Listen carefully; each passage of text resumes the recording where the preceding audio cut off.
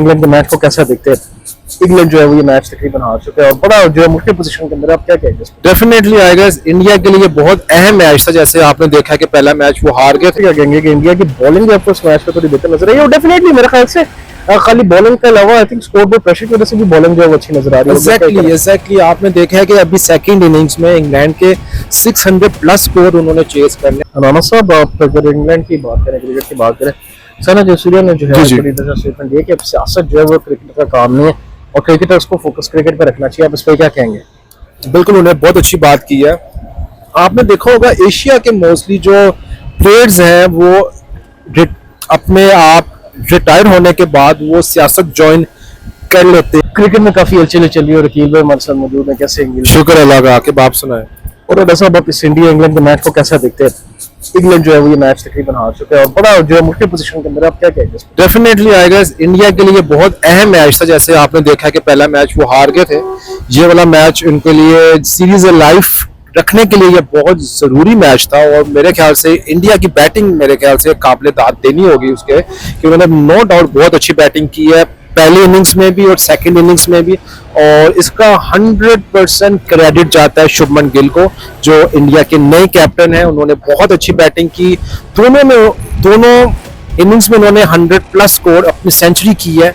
तो मेरे ख्याल से डेफिनेटली अगर ये इंडिया मैच जीतता है तो डेफिनेटली इसका 100% credit goes to Shubman Gill. Rana साहब, आप इस पे क्या कहेंगे कि इंडिया की बॉलिंग आपको इस मैच में थोड़ी बेहतर नजर आई है? और डेफिनेटली मेरे ख्याल से खाली बॉलिंग के अलावा I think score board pressure की वजह से भी बॉलिंग जो है वो अच्छी नजर आ रही है। एग्जैक्टली आपने देखा है कि अभी सेकंड इनिंग्स में इंग्लैंड के 600 प्लस स्कोर उन्होंने चेस करने हैं। डेफिनेटली ये स्कोर जब आप माइंडसेट लेके जाते हो, आप अंडर प्रेशर होते हो, इसी के बेसिस पे मेरे ख्याल से इंग्लैंड की विकेट लूज हो रही है। इंडिया बॉलिंग भी नो डाउट अच्छी कर रहा है, लेकिन मैं अभी भी ये कहूंगा कि इंडिया को थोड़ा सा अपनी फास्ट बॉलिंग पे मजीद फोकस करना चाहिए। अभी भी मैं देख रहा हूँ कि कुछ खास मजीद कोई बंदा मुझे अच्छा नहीं लगा कि जो इंडिया में long term as a test bowler की फॉर्म में हो।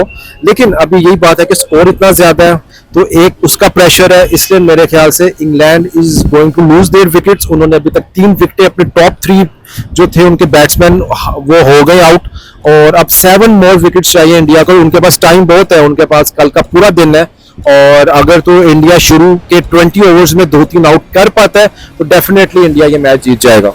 राना साहब, आप इसको जो ऑब्वियसली क्या कहेंगे कि इंग्लैंड की कैप्टनसी को ओवरऑल कैसा देखते हैं इस मैच के अंदर? आप वही कह रहे थे कि इंग्लैंड की जो फास्ट बॉलिंग है वो काफी स्ट्रगल कर रही है। रॉबर्टसन भी नहीं खेल रहे, मूड भी नहीं खेल रहे, जो अफराज भी इस टीम में नहीं आ रहे। वॉर्ड और जिमी के जाने के बाद मैंने ये देखा है कि अभी तक फास्ट बॉलिंग में गैप आ गया और मेरे ख्याल से अभी भी एक दो नाम के अलावा इंग्लैंड की फास्ट बॉलिंग में कोई अच्छा बंदा नहीं है। और मेरा से यही मेन वजह है कि आज के मैच अगर वो हारता है, अगर वो कल ये मैच हार जाता है तो डेफिनेटली इनका बॉलिंग एक मेजर कंसर्न होगा उनके लिए। और मेरे ख्याल से बेन स्टोक्स की कैप्टनसी मैंने देखा है कि बेन स्टोक्स काफी टाइम से अच्छी बैटिंग अच्छी बॉलिंग नहीं कर पा रहे और आपने भी आज के मैच में खासकर ये देखा है और उनके पर प्रेशर बहुत होगा अगर ये अगले 2-3 मैचों में नहीं अच्छा खेलते। मेरे ख्याल से भी they need a new captain और नए कैप्टन के लिए I guess Harry Brook is a good choice. साहब, आप इस पे क्या कहते हैं कि इंग्लैंड ये भी नजर आ रहा है कि बहुत ज्यादा फ्लैट पिचेस बना रहे हैं जो कि यूजुअली हम इंग्लैंड के अंदर नहीं देखते होते थे, बड़ी स्विंग सारा कुछ हमें देखने को मिलता था। क्या कहते हैं इस तरह सब?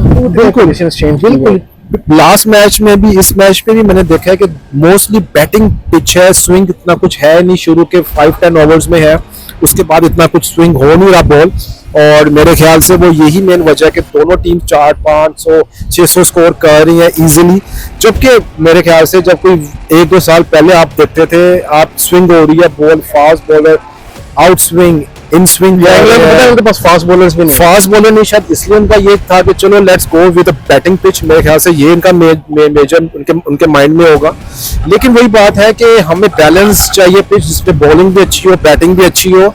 लेकिन आज इसके मैच में सेकंड मैच में इस वक्त इंडिया का अपर हैंड है और जहां तक अभी हम देख रहे हैं मेरे ख्याल से England is going to lose this match. Rana साहब, आप अगर इंग्लैंड की बात करें, क्रिकेट की बात करें, सना जयसूर्या ने जो है बड़ी तरह से स्टेटमेंट दिया कि अब सियासत जो है वो क्रिकेटर का काम नहीं है और क्रिकेटर्स को फोकस क्रिकेट पर रखना चाहिए। आप इस पर क्या कहेंगे? बिल्कुल, उन्होंने बहुत अच्छी बात की है। आपने देखा होगा एशिया के मोस्टली जो प्लेयर्स हैं वो अपने आप रिटायर होने के बाद वो सियासत ज्वाइन कर लेते हैं, जिसमें बांग्लादेश के भी काफी बंदे हैं, पाकिस्तान, श्रीलंका, इंडिया के भी हैं। तो मेरे ख्याल से प्लेयर्स को चाहिए कि वो कोचिंग साइड पे आए, उनको ये चाहिए कि वो एटलीस्ट कोई सोशल सर्विस, सोशल वर्क की मतलब है तरफ आए। खेलने के बाद सियासत में आना थोड़ा मुश्किल हो जाता है, और उनको एक किस्म का शुरू में तो उनको अच्छा सपोर्ट मिलता है, लेकिन जो मैंने देखा कि बाद में मेरे ख्याल से अवाम उनसे थोड़ा तंग आ जाती है, तो मेरे ख्याल से एज अ प्लेयर उनको सियासत से दूर ही रहना चाहिए। राना साहब ये भी कहा जा रहा है कि वेस्ट इंडीज में अगर पाकिस्तान ये T20 सीरीज जीतेगा तो आप बाबर रिजवान का कमबैक को जो वो भूल जाए कि वो टीम के लिए वापस कमबैक करेंगे, आप इस पर क्या कहेंगे राना साहब? देखिए, अभी तो हम ये चाह रहे हैं कि टीम स्टेबल हो जाए, यही बहुत बड़ी बात होगी। अभी बाबर रिजवान वापस आते हैं नहीं आते हमें नहीं आइडिया, और टीम में एक और बंदे भी हैं शहीन, उनको भी ना भूलें कि वो भी इस वक्त टीम में नहीं है। 3 टॉप प्लेयर्स जो तकरीबन 4-5 साल से टॉप पे रह रहे हैं, उन्होंने अवार्ड्स भी बहुत जीते हैं पाकिस्तान के लिए, और वो इस वक्त अभी पाकिस्तान की T20 टीम में नहीं है। तो डेफिनेटली मेरे ख्याल से अभी पाकिस्तान का यंग टैलेंट को स्टेबल होना चाहिए। अगर वो स्टेबल होते हैं, हमें नजर आता है कि ये लॉन्ग टर्म खेल सकता है, तो ठीक है, हमें बाबर रिजवान शहीन की नहीं है जरूरत। लेकिन अगर यही यंग प्लेयर्स अगर नहीं परफॉर्म कर पा रहे, तो definitely we are going for Babar and Rizwan, क्योंकि हमें पता है कि they are the world class players. वो वर्ल्ड क्लास प्लेयर्स के ऊपर बैड टच जरूर आता है, लेकिन उनकी क्लास, उनकी फॉर्म, ये कहते हैं उनकी क्लास नहीं जाती कभी भी। तो डेफिनेटली आएगा, उनको टाइम दें, पाकिस्तान के पास टाइम है, अभी कुछ 6 माह 7 माह है।